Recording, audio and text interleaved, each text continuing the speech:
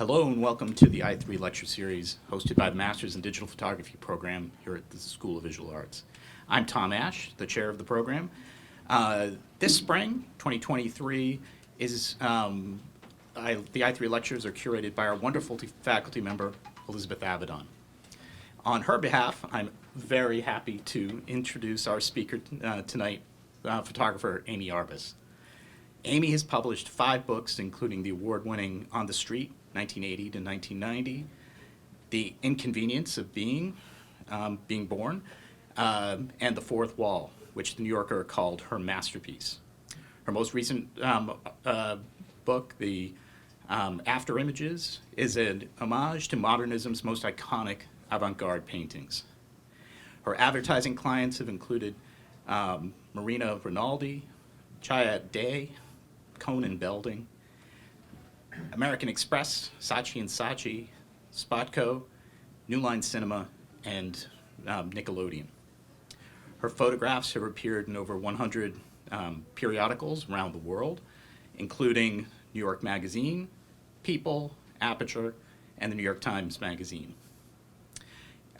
Amy's taught portraiture at Maine Media Workshops, the International Center of Photography, Nord Photography, Anderson Ranch Center, and the Fine Art Work Center. Amy's represented by Schoolhouse Gallery in Massachusetts. She's had 36 solo exhibitions worldwide. Among other institutions, her photographs are part of the collection of the National Theater in Norway, the New York Public Library, and the Museum of Modern Art here in New York. Please join me in welcoming Amy Arbus.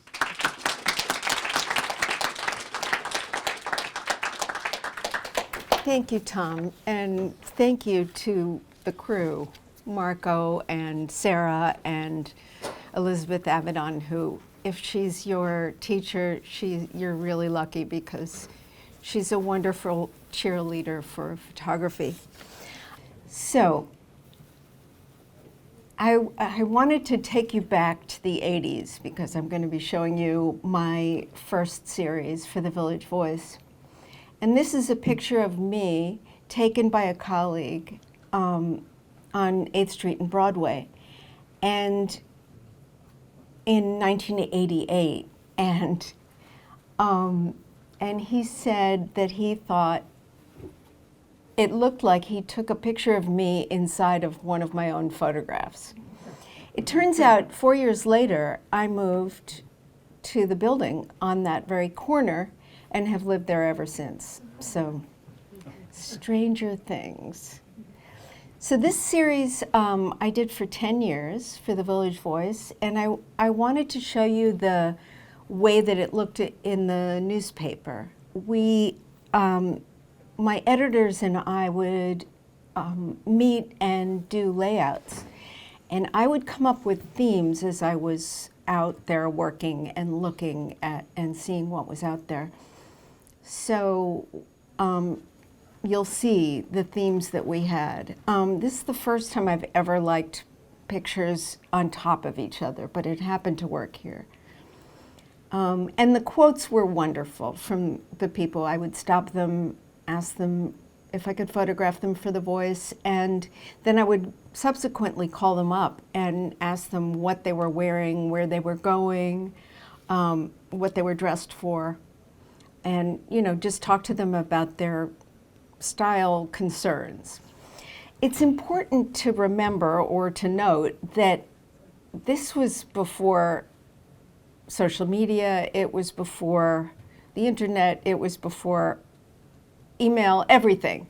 So it was very much, I would stop them, and in exchange I would offer them a photograph if they were included in the Village Voice, because I was only printing what I would need for the paper. So that's how I got them to sign releases and got their contact information. And the phone numbers, I would call them up if they didn't give me their addresses. At that point, it was up to them if they wanted to give me their address or not. But I think it really helped me that I was involving them in the process. I like the idea that, you know, that the eyes are hidden in this one. And I found that looking back on these tear sheets, that often my best images were printed super small and the sort of less good ones were big. And I thought, I wondered how that happened. Whoops. There's Madonna, little Madonna on the lower left.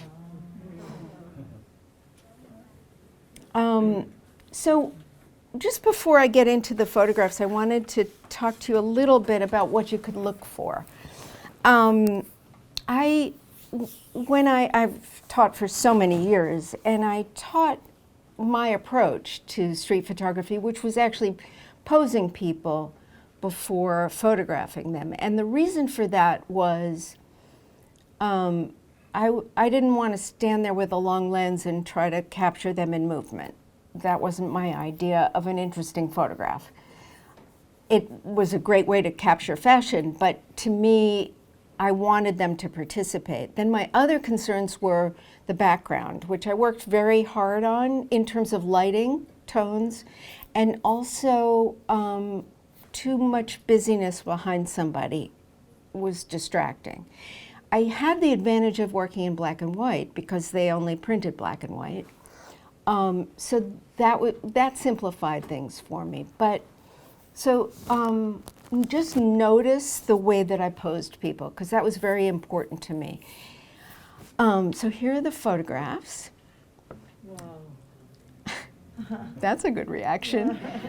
Now, keep in mind in the beginning, they're not organized by date, but in the beginning, I did not tell them what to do. I only told them how to become more comfortable in their stance. So if I saw tension anywhere, I would change that. And we might have talked about where the dog should pose so that I could see the writing on him. This was a store that they had, and he was their mascot. This was later in the 80s, and I think she was already smoking, and that seemed like a really good way to see her extended fingernails. This was very early on, but she was a performance artist, so she was really good at posing and picking the right outfit. This is one of my absolute favorites, and when I saw him, I knew that I wanted to photograph him from behind. And one of my favorite things is the pattern scraped into the garage door that sort of mimics his pattern.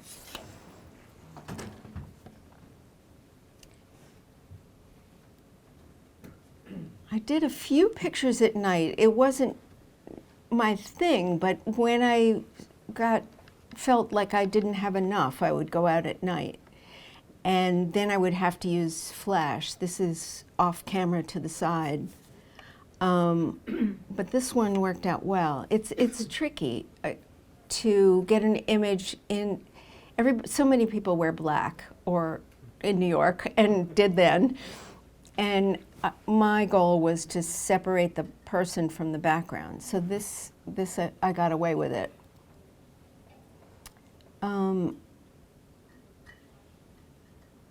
We reconnected, now that you can find everybody on social media and the internet. We reconnected recently, and I asked him, like, what was he thinking? Because I was so amazed by the implication of that line. And he said, oh, I was just in that mood that day, and I thought it was going to be this elaborate, profound thing about dividing the two parts of his brain, and I don't know.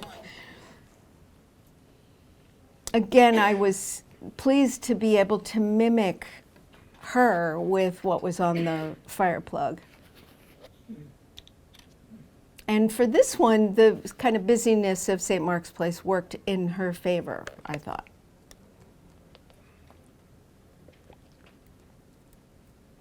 Oops. This was a friend that I had worked with early on in my career, which was just a couple years before that. She was actually pregnant with twins at that point, and she was working at the store down the street called Trash and Vaudeville, which was a very hip place to work. And every day she would dress up like crazy. So this was her sharkskin suit. So I really only had an opportunity to move them a block or so from where they were. I couldn't, start location scouting when I stopped somebody on the street. But this worked out. It wasn't it didn't particularly go with the outfit, but it was a really strong graphic sense. I also thought you might be interested to know that I was often from a low angle. So I was down on a knee or crouched over, and it had the effect of making them look really tall and really important. And also I had access to all the people at the time that were just beginning to get famous or renowned. So this was Anna Sui, very early in her career before she had a store. And this is one of the few where I didn't have any contact with the person at all. And if you love photographs, which you must if you're here, the reason that we were in the first car, and the reason that the foreground, the reason through the window you can't see any detail is because I exposed for the pants, and that blew out the light in the window. And that's what makes it a poetic picture to me. But my thought process was all technical.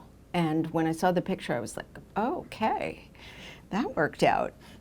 So the way I approached people was totally, first of all, I'm not very intimidating because I'm little.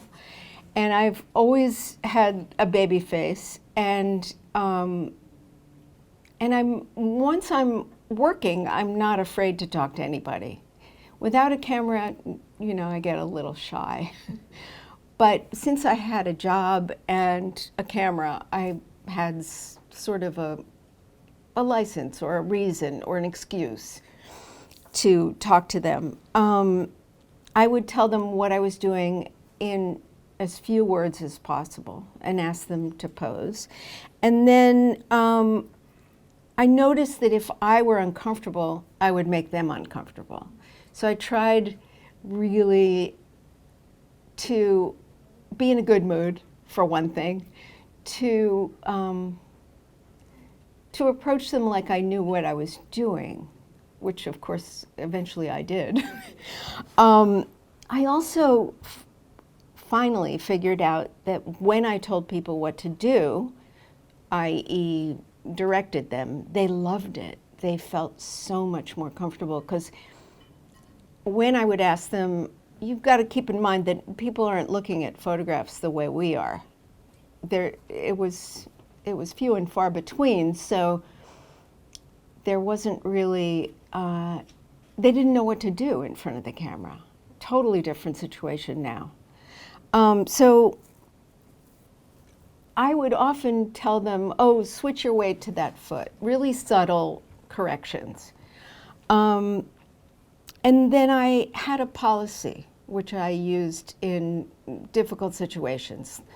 If I were photographing somebody homeless, which I didn't do much of those days, and it wasn't as scary to photograph kids. Nobody took it like you were doing something illegal. So mostly it was, when I presented myself, people were thrilled to be photographed because it was an unusual thing. and theoretically they were going to get a picture as well. The more I grew to know what I wanted, the more I felt confident, obviously. And if I could think of what would be great if I could get these people to do. So I started to actually direct them more and more. And you'll see as we go inside and out that some of the pictures are much more dramatic than the ones from on the street. And then I also had really strong moral positions about what was right to do and what wasn't. I don't mean I would tell somebody else what to do, but I had the sense that I didn't want to take advantage of people. Not that I could have, but I didn't want to do something that I didn't believe in. So if I felt the least bit awkward about taking somebody's picture, I wouldn't do it. So initially I would just say, "Oh, can I take your picture?" And if they weren't interested, I was crushed.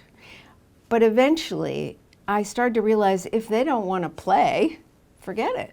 You know, it's not going to be a great picture if they're not participating. So this work is my best known work, and that my theory is that happens to a lot of photographers. Their early work, straight out of the box, is the best. And that's because it's not perfect. It's not worked on. It's more spontaneous. It's there are imperfections. My work is very gritty, this particular work, and raw, and has a lot of imperfections. Not every angle is correct in terms of perspective. But I wanted to capture the kind of edginess of the city. But although they look, to me, I call them snapshots, but particularly sophisticated snapshots. So they have the snapshot feel to them. They have that immediacy. But I've kind of thought about it and worked on it and decided what I liked in terms of framing. I definitely did not pose these people. But the fact that she is looking up and has those reflections in her eyes just makes the whole thing so much more bizarre. And I've often pictured him without her, and what would that be like? And, you know, I didn't contribute to this otherworldly thing that existed. You might also notice that in my pictures, I find that they look old-fashioned even from the 80s. So, of course, they look old-fashioned now. But even in the 80s when they were being published, they looked like they were taken, I don't know, 20 years before that, 30 years before that.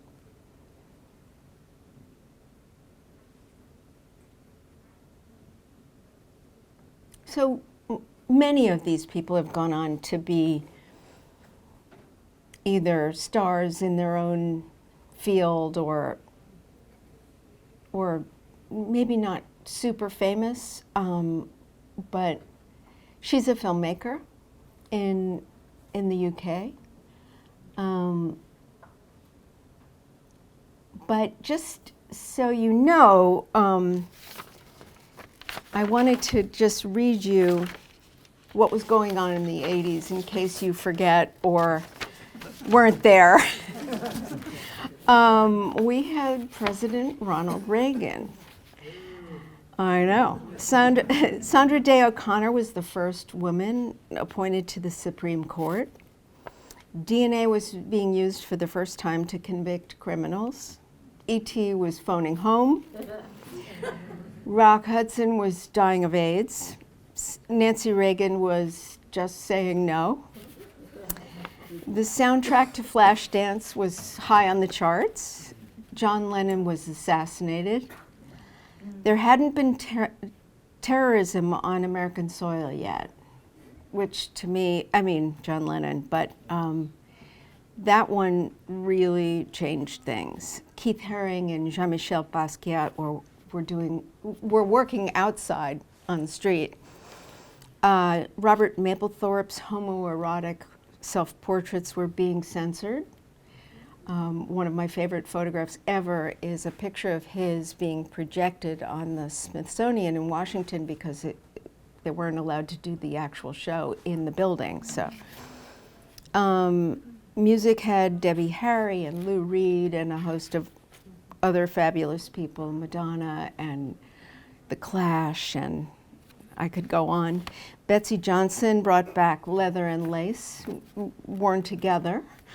And Halston, Gucci, and Fiorucci were watching the very kids that I was photographing and borrowing from them. When the Voice first hired me, they said, photograph anyone that makes you turn your head. Well, that was easy.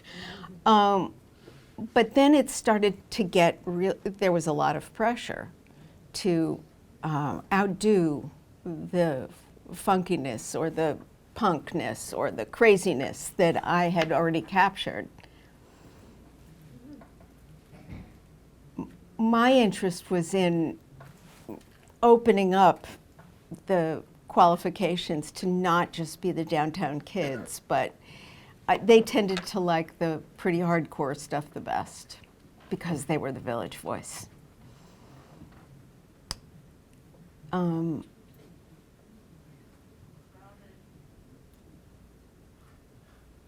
So, you know, I was wondering when I was putting this together for you all, did I tell him to do that? I don't think so. And these guys were fabulous designers and art directors and have gone on to great things also in the UK. And Joey Arias is a wonderful performer. He was working at Fiorucci's at the time. This was early on, and I photographed him a million times. And this guy was outside of Studio 54.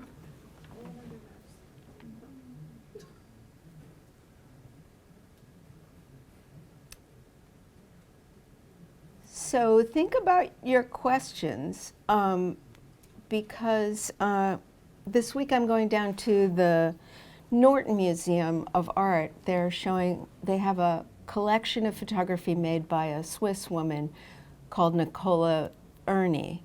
And she's collected both street fashion and fashion from the 70s and 80s all over the world.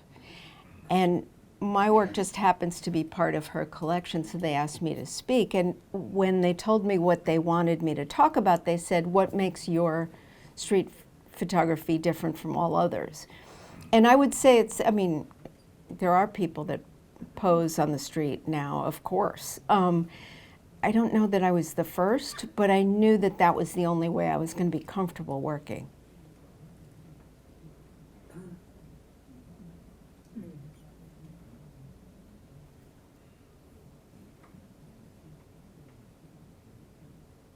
These guys style movies.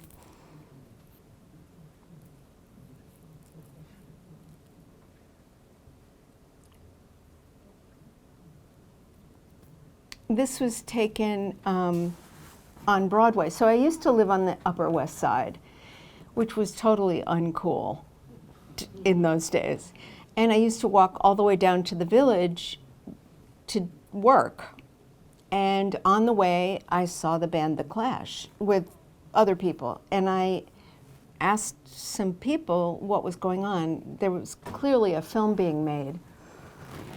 And I was told that that Scorsese was shooting King of Comedy. And he had asked them to be extras. Well, I'm so thrilled I got this photograph because it's a millisecond in the film, and it's not from this angle. And this is why I love films, but I am in love with photography, because I'll watch a film many times, but a photograph I get to live with, and that's a whole different thing. One of my favorite images, these guys are twins, and they oh yeah, somebody knows them. And they just happen to be dressed alike in this poetic shirt. The Kent brothers. Sorry? They're the Kent brothers. Kent. Kent brothers. No, Angel Kent and his brother. K-E-N-T, Kent. no, sorry. They're the Rosenberg twins. I mean the Rosenbergs. Yeah, That's another twins again. I want to meet them. So when this was eventually collected into a book, this is now the cover. I just wanted to tell you that I took thousands of pictures over the course of 10 years, but 500 were actually published in the Village Voice, and there's hundreds more that I've gone through. I took the pandemic to go through all my stuff because I couldn't be out there working. Or I could be, but nobody else would be out there. I just think it's fun to know what the percentage is. I wish I knew how many thousands of pictures I took, but figure about 6 or 7 per subject, but rolls and rolls and rolls of film. And I also wanted to show you, much later, I worked on this project called The Fourth Wall, which was initially my idea, but it was eventually picked up by New York Magazine, and it was photographing actors in costume, in character, out of the context of their plays.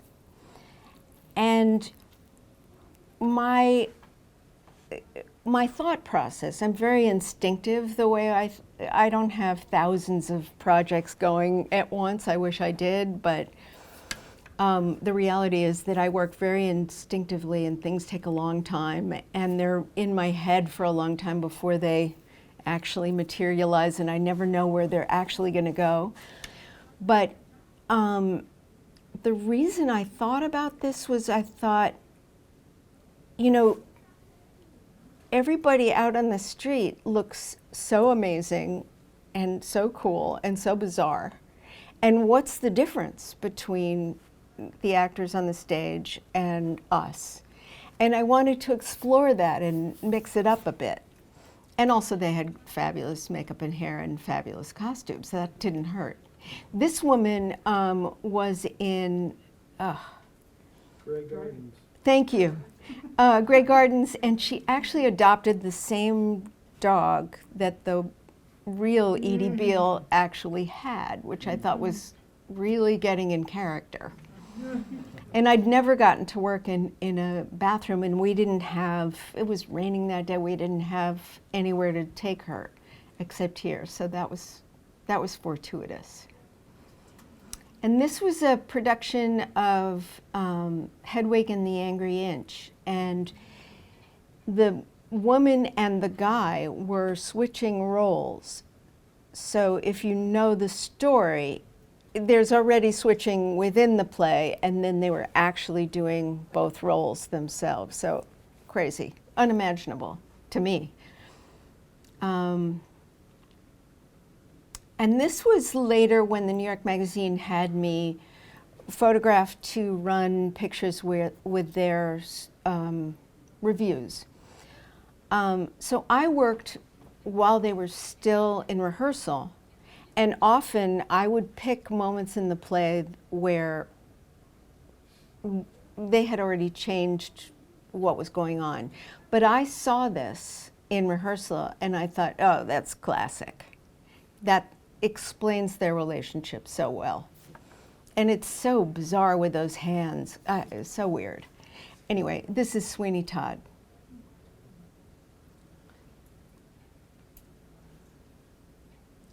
This was Coast of Utopia, and everybody was a star. I mean, these two plus so many others. Such a good production. I said it was such a good production. It was good. It's really amazing. Great Guardians, too. So initially, I wanted the believable ones.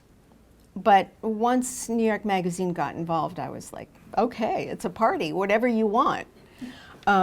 So these are the really bizarre ones are fun too. Playing Judy Garland.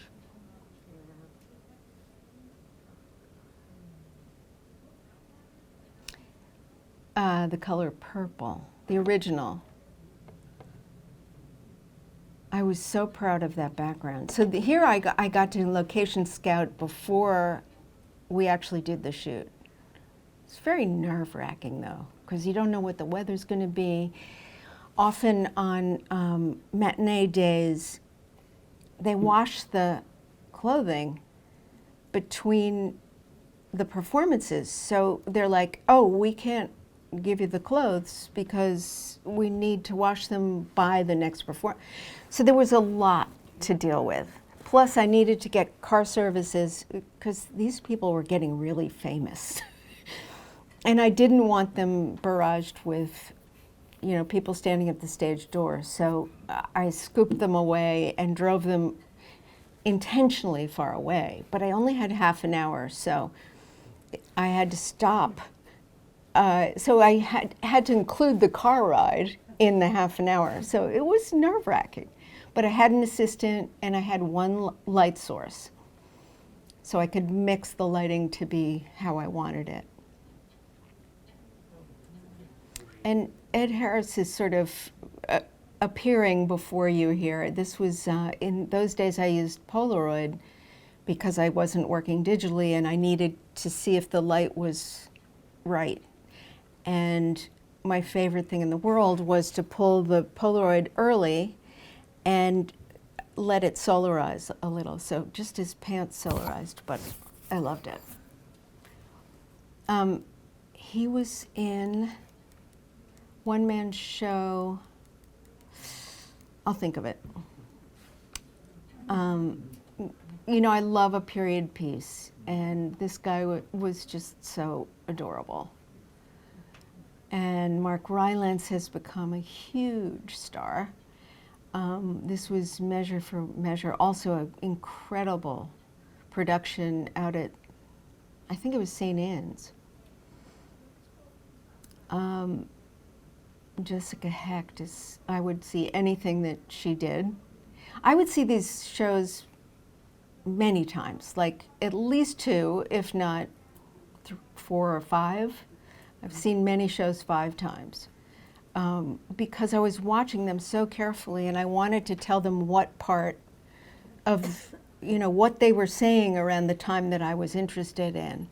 And some actors found this terrifically scary and most of them found it completely helpful. So I didn't know what to do when somebody got scared, like, never mind. This was Caroline or Change.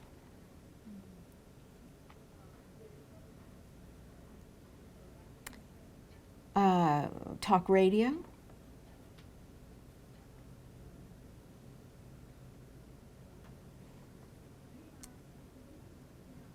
I can't remember. Does anyone remember that show? It was at Lincoln Center. Fur, I think it was called Fur. No? Well, it's about Toulouse-Lautrec. And beautiful casting, and this woman's a dancer, so she could actually hold her legs like that for a while. And it was Martha Clark, and it was sort of dreamlike, and it was wonderful. And this was funny. And this was really funny because it was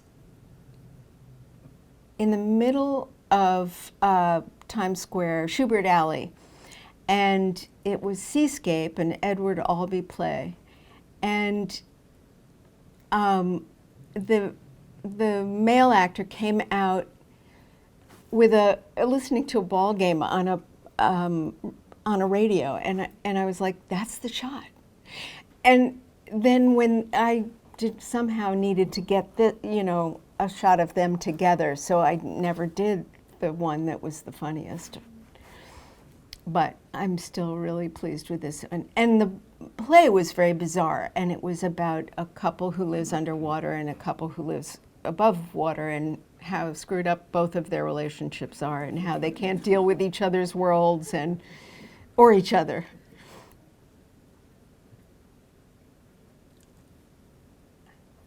So I shot this book in 4 years, and it was published right away, thank goodness, because I didn't want the productions to get that old where it wasn't relevant. I knew the actors would be around still, but I didn't know whether people would remember the productions that well.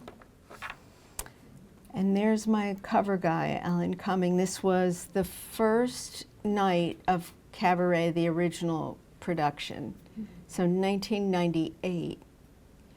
And I had a couple of minutes in his dressing room after the show, which is a very nerve-wracking time to photograph anybody. They're exhausted, and I'm stressed, and but he was such a sweet guy, and his agent was toasting him, and it all worked out. Thank you so much. Thanks for all these amazing photos. I'm just wondering, for your pictures, do you ever edit it, or those are the original composition you took on the street, or like for productions? You mean, do I crop? Yeah. I do, but I didn't much then. I'm not opposed to it. I feel like a picture needs to be a great picture. If you can make it great by cropping it, go for it.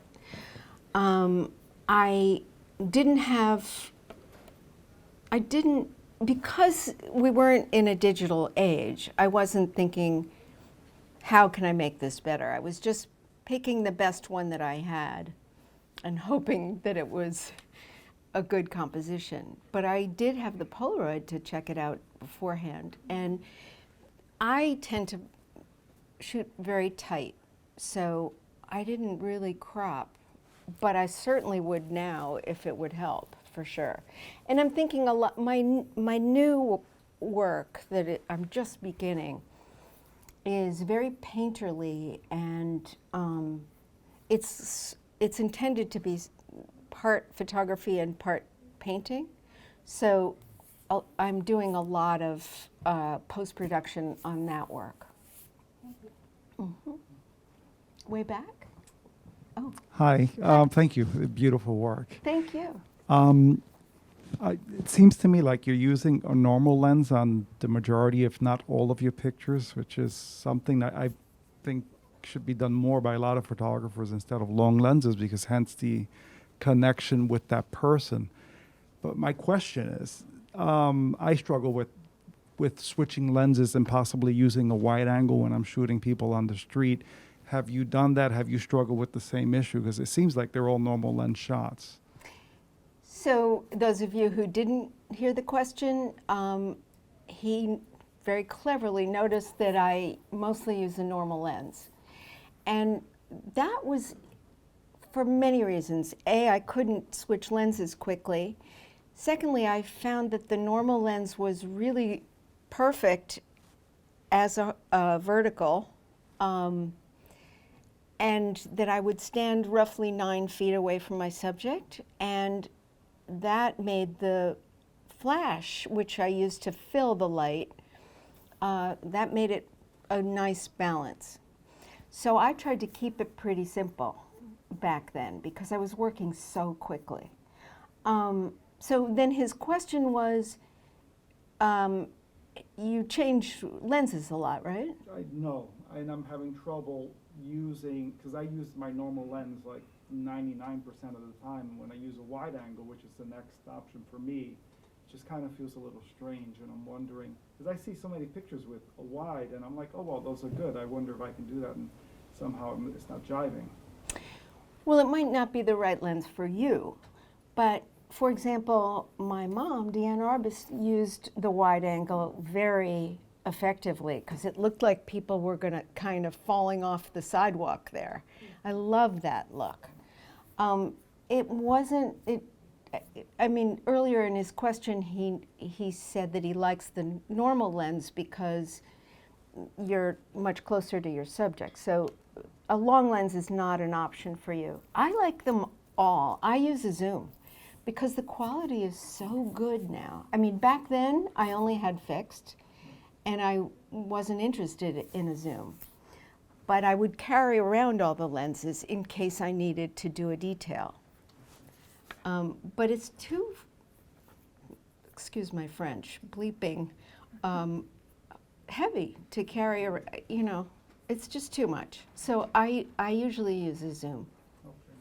And I've tried if anybody can recommend a light camera, I've tried everything. My photo dealer laughs at me because every time I go in and I say, I'd like to try the Olympus, or I'd like to try the Sony. He's like, yeah, and you're never gonna buy it. And if you buy it, you're gonna return it because you don't like any of these cameras. And he's absolutely right. But I love my phone. It's great. Yeah. Beautiful work, Amy. Thank you for sharing all of that with us. I kind of have a two-part question. Can you?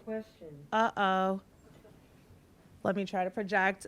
First off, beautiful work. Thank you for sharing it with us. Two questions. Were you typically using an external light for your street images? And then the second question is, what was the film stock you were using for your black and white images? Okay, very technical. Which film stock? So I used PlusX for a while, and then because it didn't have much grain, but it also didn't give me enough leeway. So I eventually turned to Tri-X, which is just, except for pushing like crazy, I find Tri-X fabulous. I'm all digital because there was a certain point, I switched to digital in '08, and I tried to do both. And when you work on commission, they don't want to pay for the film or wait for the film, or they just were not into it at all. So I switched for everything. It was just too complicated to do both. The lighting question, do I use an external source for lighting in the street pictures? I would say it's about 50-50. I can show you which were and which weren't, but you can probably figure it out. So the Madonna one, for example, that was flash fill. So I took a light reading on the buildings across the street behind her, and I mimicked that with the flash that I was going to hit her with. Because otherwise she would have been all kind of gray and muddy and not so good. But for example, the Flip family with the dog, that's natural light. Thank you. Mm-hmm. Any other questions? I have a question I feel like I have to ask is, can you talk a little bit just about the influence of your parents, photographic parents, on your work and your practice? Sure. Can I talk about my parents? Of course. I love to talk about my parents. I was raised mostly by my mom. My dad and she separated when I was 5, and she would bring pictures home from the darkroom still wet and put them up around her bed. And I was alternately, well, I kind of turned into a teenager at some point, and I was, rolling my eyes and saying, "Oh, Mom." But I was intrigued. I mean, they were so, the smell was so present, and the torn edges and they were so visceral. They were like, they would get in you. I remember when I first really got her work, it was actually the picture of the twins. I was like, okay, I think the first one I responded to was it Porter? No, it was pearl earrings. So it was a super close-up. And I did an entire book based on the picture of Anderson Cooper with the very young baby, which is also giant in the frame.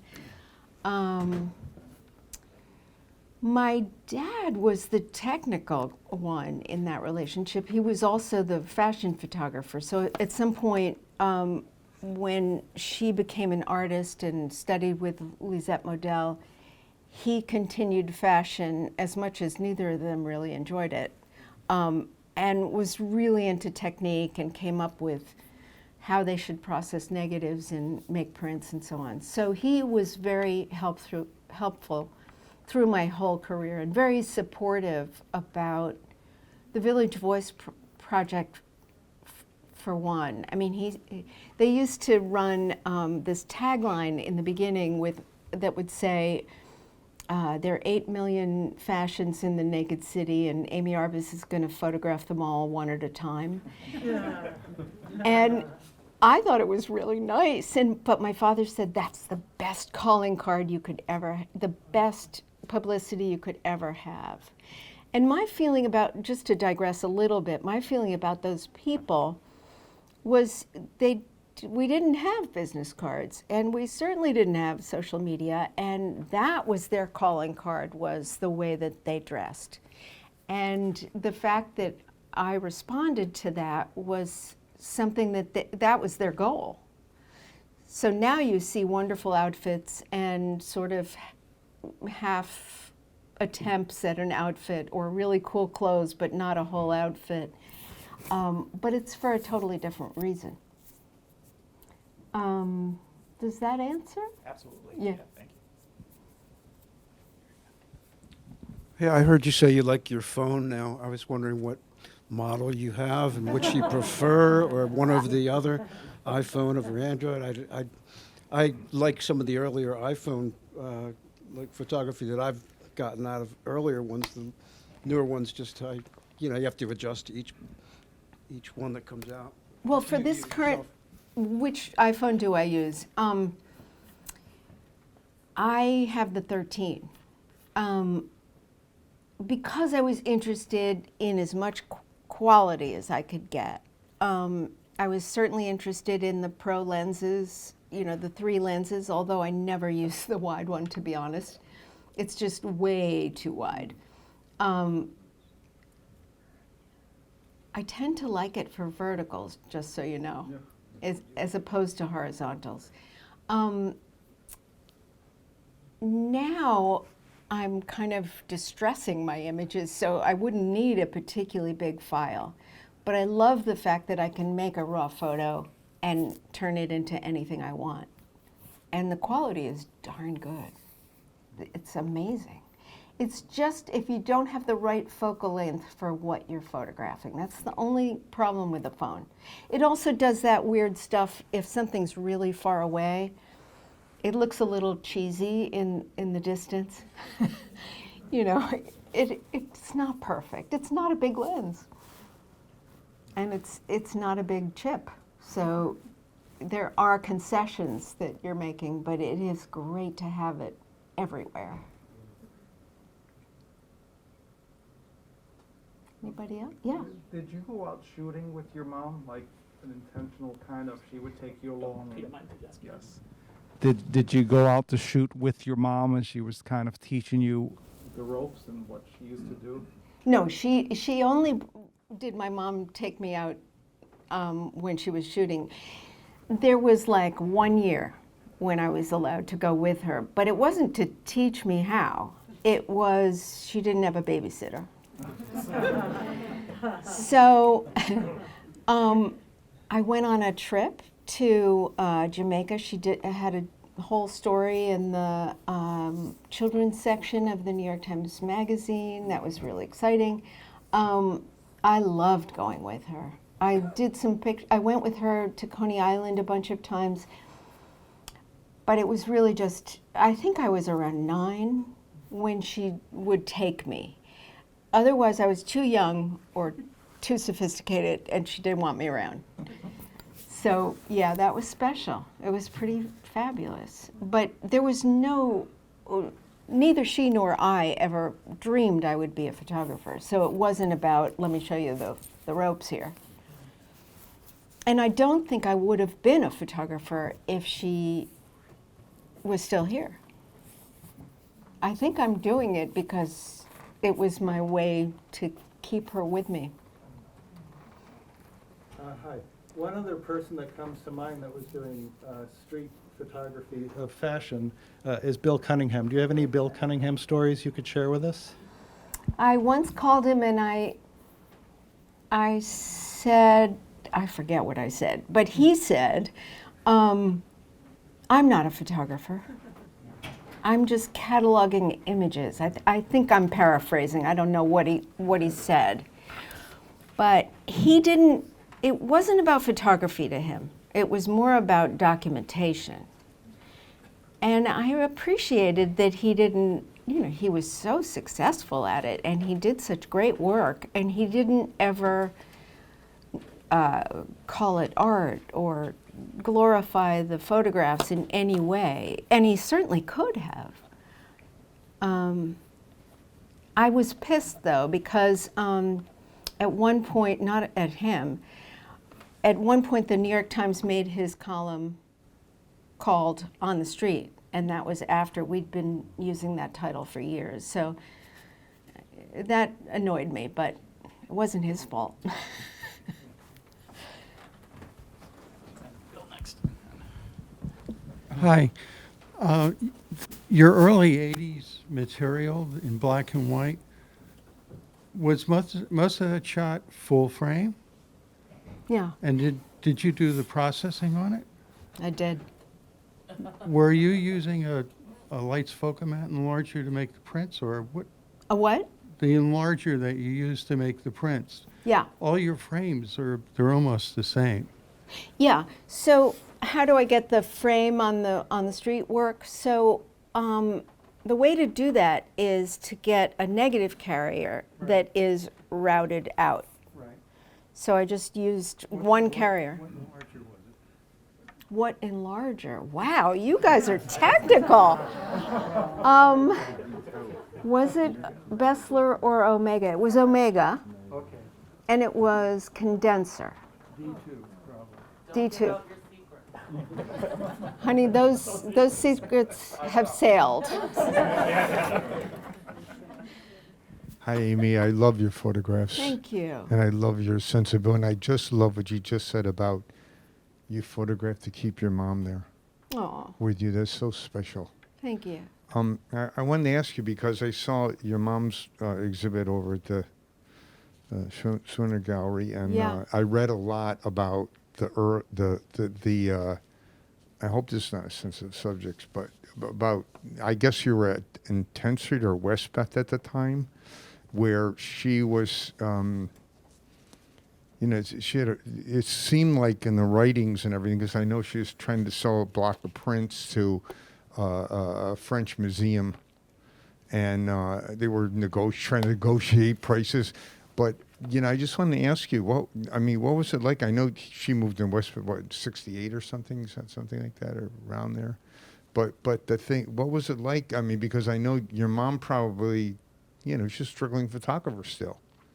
Then it seemed like from, because I know from what I read there, that, a few examples about her selling a block, like 12 of her prints for like $25, $35 after she tried to negotiate $300, $400, and they kept on knocking her down. So we don't have any money. So finally she said, "Oh, well, did you send a check yet, or did you send?" I don't know if you remember that correspondence, but it was. I remember seeing it in the book and in the show, but all of that stuff was. So you all know what the question was. So the question was, Did your mother negotiate a fair price? no. No, that wasn't a question. No, the question was, what was it like? I think basically it boiled down to living with your mom when she was broke. I think that was the question. Exactly, in Westbeth, or. In Westbeth. Because your mom was shooting. I mean, we're struggling. Photographers are out there buying film, buying rolls of film, getting it processed, and working. She was beautiful, incredible professional, legendary photographer. So she's still shooting from her. The I'm days. trying to get it, I'm trying to figure out what you're getting at, because I don't know how to, I mean, picture this. I'm 17 at the very end, and she's a single mom trying to support both her kids. So I wasn't involved in any of that, none of it. She shielded me from everything. So I don't know how to answer it any better than that. Yeah. No, also, Nicholas, when I was reading that, I said to myself, wow, they're still negotiating those prices like that. You know what I mean? The worth of something, It's crazy. Do you ever shoot in color, and what are you working on now? Yeah, do I ever shoot in color? I am shooting in color, and I have done a lot of work in color. Mainly, I mean, I started working for magazines, and the minute they were all color, I was too. But I did the series that was mentioned is After Images, and that was to emulate modernist paintings, and so I did Picasso's Blue Period and Modigliani, and I just went out to his show at the Barnes Museum. Oh my God, don't miss that. Oh, so great, and don't miss the Hopper show. Oh my God, so good. Yes, I love color, and my new work is in color, and it's hard to say what it's about exactly, but it's about tiny houses, tiny homes. I live half the year in Cape Cod, and so I'm photographing a lot of places around there. And then, as I said, kind of distressing the look of them. Very different than anything I would have thought I'd ever do. It's sort of, I'm such a purist that this is a complete 180 for me. But it's fun. One more? Okay. Well, on that note, thank you, Amy Arles. Thank you.